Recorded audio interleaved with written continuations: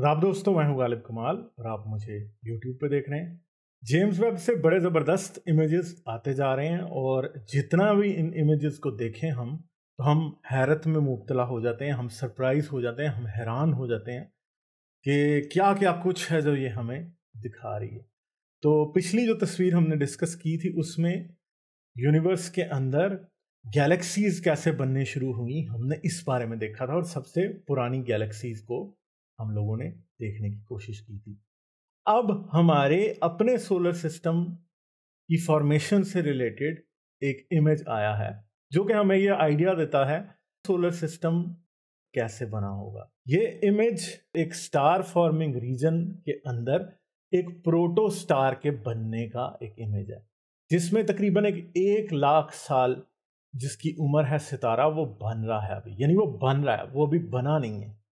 तो इस स्टार का नाम है L1527, इसको नाम दिया गया। तो यहाँ पे दरमियान में अगर आप देखेंगे तो ये वो जगह है जहां पे सितारा बन रहा है और ये एक लकीर है पतली सी यहाँ पे जो हमें नजर आती है, थोड़ी सी रेड से कलर की। बेसिकली ये उस स्टार की स्टेलर डिस्क है।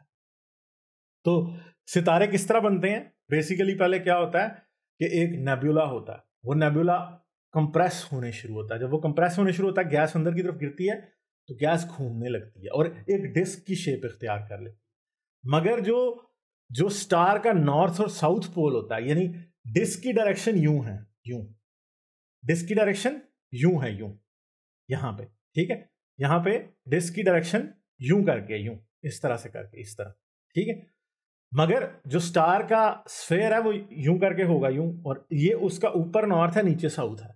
तो यहां से ऊपर की तरफ गैस इजेक्ट हो रही है और नीचे की तरफ गैस इजेक्ट हो रही है। तो ये स्टार्स के फॉर्मेशन का तरीका होता है जिसके अंदर ऊपर और नीचे की तरफ गैस होती है।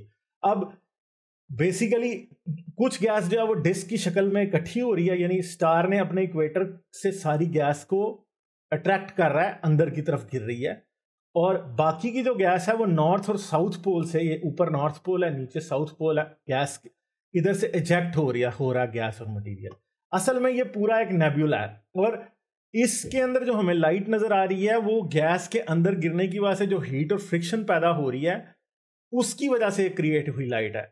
ये जो स्टार है यहाँ पे, इसका अपना जो हमारे पास फ्यूजन इंजन है, अभी उसको स्टार्ट होने में खासा टाइम है, काफी मिलियंस ऑफ ईयर्स लगेंगे उसमें, फिर ये जाके स्टार जो है प्रॉपरली इसमें फ्यूजन शुरू होगी और ये अपनी लाइट इमिट करना शुरू करेगा। मगर अभी क्योंकि गैस अंदर गिर रही है, उसकी वजह से हीट पैदा हो रही है, उसकी वजह से इलेक्ट्रिक चार्जेस पैदा हो रहे हैं और रोटेशन की वजह से गैस की फ्रिक्शन पैदा होने की वजह से यहाँ पे बहुत हाई टेम्परेचर्स क्रिएट हो रहे हैं, जिसकी वजह से नॉर्थ और साउथ पोल से गैस इजेक्ट हो रही है मगर उसकी इक्वेटर से गैस अंदर की तरफ जा रही है। तो ये जो रेड और येलो कलर की गैस है यहाँ पे सबसे ज्यादा डेंस गैस है नेबुला के अंदर, और ये लाइट जो इसके अंदर निकल रही है इसकी वजह से नियर कैम जो है वो कैप्चर कर पा रहा है कि कितनी गैस है कहाँ पे। और ये जो लाइनें सी हमें यूं करके दिखाई दे रही हैं लिगमेंट्स की तरह, ये बेसिकली मॉलिक्यूलर हाइड्रोजन है जो कि इजेक्ट हो रही है सितारे से। दरमियान में यहां पे कहीं ये जो एक लाइन है ये स्टेलर डिस्क है और ये हमें बेसिकली दिखाई दे रही है कि ये क्या हो रहा है यहाँ पे। मगर याद रखिए कि आज से 4.6 बिलियन ईयर्स पहले हमारे अपने सूरज की कंडीशन भी कुछ ऐसी ही रही होगी। क्यों ऐसी रही होगी?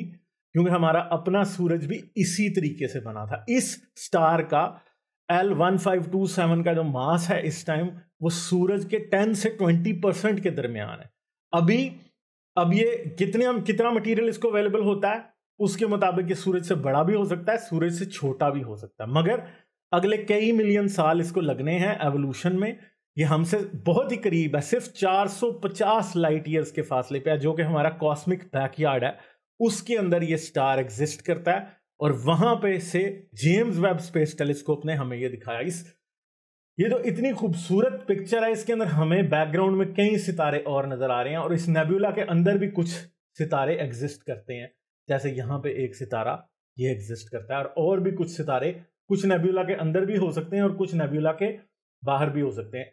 ये काफी बड़ी जो है पूरी की पूरी जो है ये रीजन है और ये सिर्फ इतना सा जो रीजन है दरमियान में यही 3 लाइट ईयर्स का है, जो कि इसकी अपनी स्टेलर डिस्क है वो 3 से 4 लाइट ईयर्स की असल में अंदर है।